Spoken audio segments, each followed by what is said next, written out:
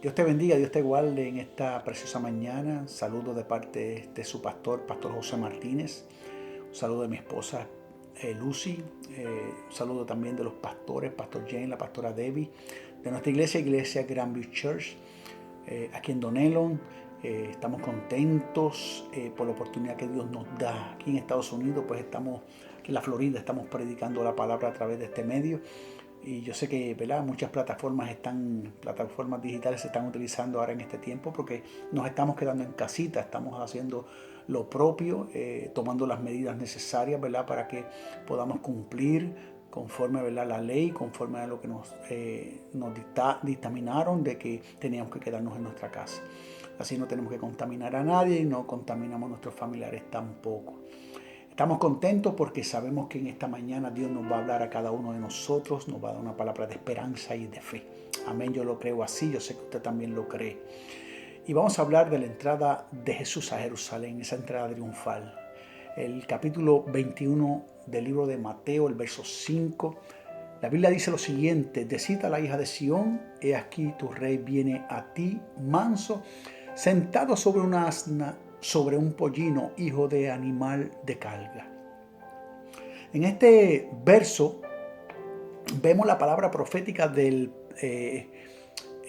profeta Zacarías, perdón la redundancia, del profeta Zacarías, que trajo esa palabra, ¿verdad?, de fe y de esperanza hacia un pueblo que lo necesitaba, que estaba bajo el yugo de la esclavitud de Roma y necesitaba un libertador. Pero claro, el pueblo de Israel, el pueblo judío, esperaba un libertador de mano dura, un libertador que los sacara, ¿verdad?, de las manos opresoras de Roma. Pero Jesús no vino a eso. Jesús vino a libertar y a salvar todo lo que se había perdido. Vino a salvar al hombre que estaba perdido y sin esperanza y necesitaba, ¿verdad?, de Jesús. Por eso es que vemos en el cielo cuando el Padre dice: ¿a quién enviaré y quién irá por nosotros? Y ahí vemos a Jesús haciendo su entrada triunfal, sabiendo que aunque iba a pasar un momento difícil y doloroso, un momento tormentoso, aleluya, iba a ser un momento de gloria. ¿Por qué? Porque después de esa muerte tan trágica en la cruz del Calvario, venía el momento de que Él se iba a levantar de entre los muertos al tercer día y iba a estar a la diestra de Dios Padre intercediendo por ti, intercediendo por mí. Así que ese es el gozo del Señor, y el gozo del Señor es mi fortaleza, es lo que me mantiene, lo que me guía día tras día a seguir en la voluntad del Señor, en la perfecta voluntad de Él. Aquí cuando vemos este texto vemos, ¿verdad?, cómo había una expectación, había una gran generalidad, ¿verdad?, en el pueblo judío de que el Mesías estaba a punto de llegar. Pero ellos esperaban un príncipe temporal, que fuera alguien que combatiera contra ¿verdad?, el pueblo romano, contra Pilato, contra todo ese pueblo, ¿verdad?, que lo atormentaba y le oprimía. Y que a la misma vez iba a restaurar, ¿verdad?, la nacionalidad del pueblo de Israel, que ya prácticamente pues estaba perdida. Habíamos inclusive muchos que creían que Cristo, o creían en Cristo con una fe espiritual. Esperaban que fuera tal vez para ellos un grandioso libertador temporal. Ahí leemos, y en par de ocasiones habían querido inclusive apoderarse de él para hacerlo rey, pero él siempre se retiraba. En otras palabras, rechazaba. A veces las buenas intenciones a veces dañan la veracidad de algo o de algún propósito. Porque sí tenemos buenas intenciones, pero de buenas intenciones está el mundo, y mira lo que ha sucedido con las guerras, con las pandemias, con tantas cosas. Y a veces culpamos a Dios y decimos: Señor, pero ¿por qué nos está pasando esto? ¿Por qué estamos pasando por esta pandemia, por este virus? Pero no podemos culpar a Dios de los errores del hombre. Dios es soberano y a veces Dios permite este tipo de cosas. Cosas que han pasado, ¿verdad?, para bendecir a otros inclusive, porque otros lamentablemente yo sé que han muerto dentro de esta pandemia. Triste la situación. Pero las familias se están reuniendo más. Los hogares están haciendo los altares familiares que no hacían. Y Dios está haciendo algo. Nos entristecemos por los que han muerto. Nos entristecemos por los que han fallecido, ¿verdad?, a causa de estas enfermedades. Pero a la misma vez sabemos que Dios está haciendo algo con su pueblo. Si vemos las noticias, inclusive la misma tierra se está hasta sanando, ¿verdad? Los animales están saliendo a los lugares donde no salían. Los mismos peces están saliendo en el mar, están yendo a lugares donde ni entraban. ¿Ah? Como en Venecia, allá en Italia. Están entrando en los canales de Venecia. Y tú dices, wow, qué tremendo. O sea, tanto así que mira, inclusive los canales de noticias están utilizando siervos del Señor. ¿Sabe para qué? Siervos del Señor para decirle a un pueblo que tiene necesidad que hay una salida. Y los están invitando a sus programas porque sus programas ya no tienen contenido. Y lo están haciendo, ¿sabe por qué? Porque la realidad es que estamos viviendo un tiempo memorable, un tiempo profético, un tiempo donde Dios está a las puertas y te dice, hijo mío, dame hoy tu corazón. Es el tiempo de cambio, es el tiempo donde el tiempo se va a cubrir esa necesidad, porque sé que vamos a ver la luz al final del camino y Dios se va a glorificar en todo esto. El pueblo judío había visto las obras de Cristo, cómo Dios había sanado a los enfermos, cómo había limpiado a los leprosos, cómo había levantado a los muertos. Inclusive, cómo había levantado y había sacado de la tumba a Lázaro después de 3 días de muerto. Después de 4 días de muerto, perdón. Y la multitud se abalanzó. Corrieron kilómetros, salieron inclusive de Jerusalén a Betania para ver el milagro de Lázaro. Por esa razón ya en realidad se había movido el comentario de que Jesús estaba llegando a Jerusalén. Y la gente vino de todas partes a ver a Jesús. Se aglomeró una multitud de más de 3,000 personas en aquel lugar. Unos estaban a un lado, otros adelante, otros atrás. El milagro de Lázaro fue tan comprobado que eso le dio pie para que entendieran que el Mesías estaba por llegar. La gente decidió en ese momento que lo harían rey. Ese es el propósito del pueblo judío. Y que debían salir al frente contra las huestes de Roma. Aunque el pueblo tenía tales aspiraciones, él no las tuvo. Por eso tuvieron que gritar, poner palmas en las manos, ramas. Las ramas en las manos clamaban Hosana al Hijo de David. Lo que nos debemos preguntar en esta hora, si tenían intereses en Cristo como príncipe espiritual, pues mira que no. Solo ellos pensaban que Él había de ser un libertador temporal, amados. Hasta el punto que llegaron a descubrir que estaban bien equivocados. Lo amaron en ese momento, pero luego lo odiaron. Así como lo amaron, también lo odiaron. Tanto así que le gritaron después, crucifícale, crucifícale. Fue un grito tan fuerte y tan vehemente como lo fue Hosana, Hosana, bendito el que viene en el nombre del Señor.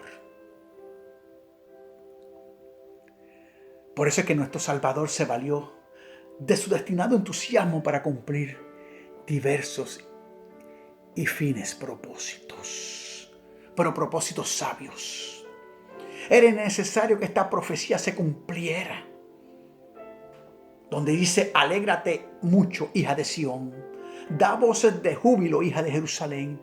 He aquí tu rey vendrá a ti, justo y salvador, humilde, cabalgando sobre un asno, sobre un pollino, hijo de asna.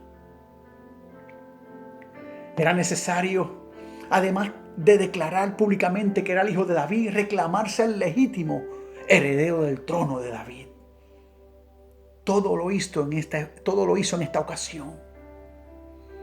También era necesario, amados, que dejara sin excusa a sus propios enemigos, fariseos, saduceos, los que le seguían, los que trataban de preguntarle para tratar de agarrarlo en algún momento.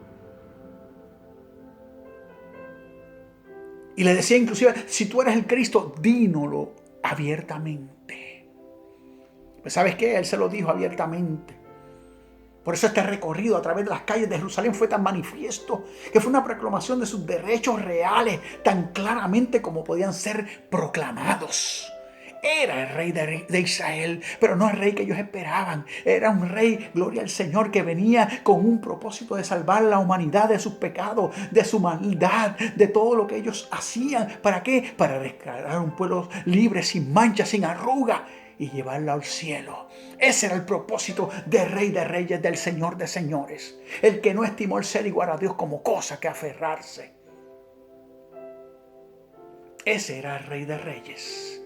Por eso es que era necesario declarar públicamente que era el hijo de David. Además, hay que tomar en consideración que el fanatismo popular fue una oportunidad de inclusive predicarnos a nosotros mismos las grandes verdades que somos a veces rápidos para olvidar, como lo fue el pueblo judío. Le proclamaron como rey y luego olvidaron.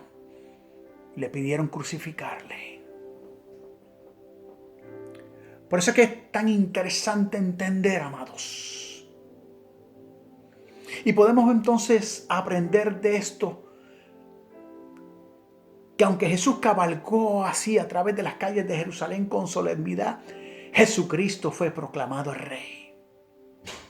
Esa proclamación había sido mantenida en gran medida en un segundo plano hasta ese momento. Llegó el momento en que eso se convirtió en un primer plano. En una supremacía.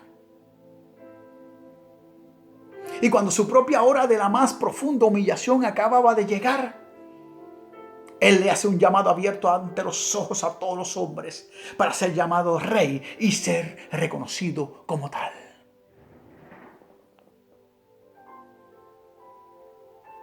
Por eso Jesús envía a 2 de sus discípulos.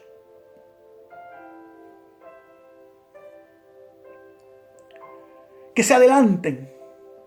Y le da unas instrucciones. Ir a la aldea que está enfrente de vosotros y luego hallaréis allí un asna atada y un pollino con ella. Lo menos que se iba a imaginar esta asna que iba a montar al Rey de Reyes, al Señor de Señores.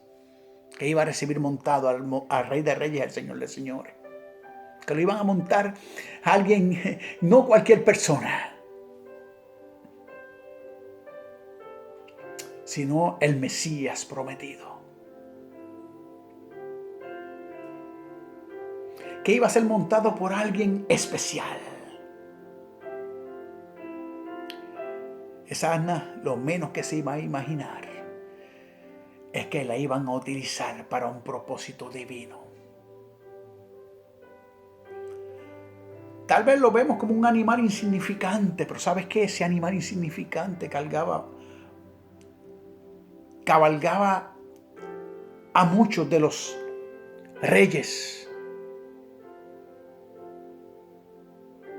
y muchos de los hombres que tenían posición.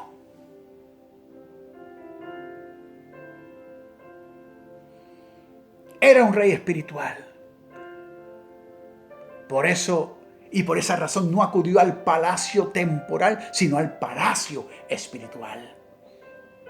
Él cabalga al templo y luego, tomando posesión de él, comienza a enseñar allí como no lo había hecho anteriormente. Había estado en algunas veces en el pórtico de Salomón, pero estaba con mayor frecuencia en la del monte, en el templo. Pero ahora, como un rey, toma posesión de su palacio y allí, sentado en su trono profético, enseña al pueblo en sus atrios reales.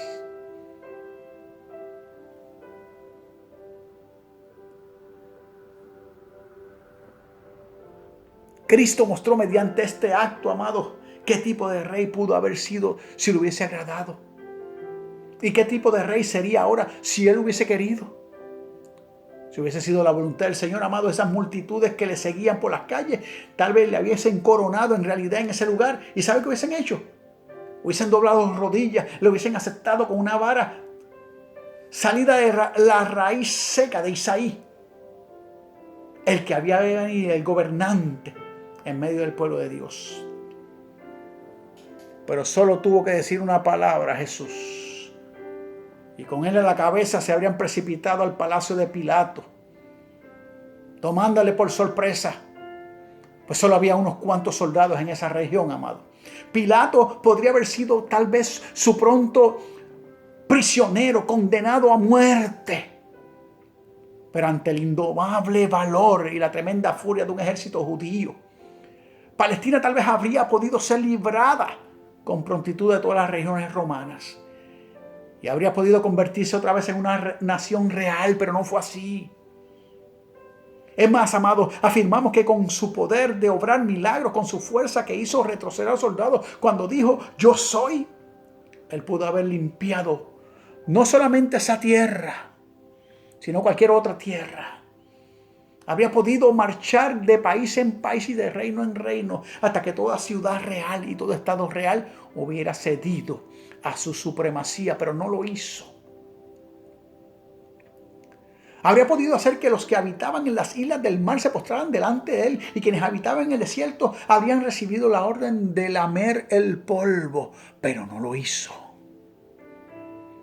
No hay una razón, amados, por la que Cristo no hubiera sido más poderoso que todos los reyes, si su reino hubiera sido de este mundo. Habría podido fundar una dinastía más duradera que la de todos los reinos. Habría podido reunir tropas delante de cuyo poder las legiones de ustedes se hubiesen derretido como la nieve delante del sol del verano, le decía a los reyes.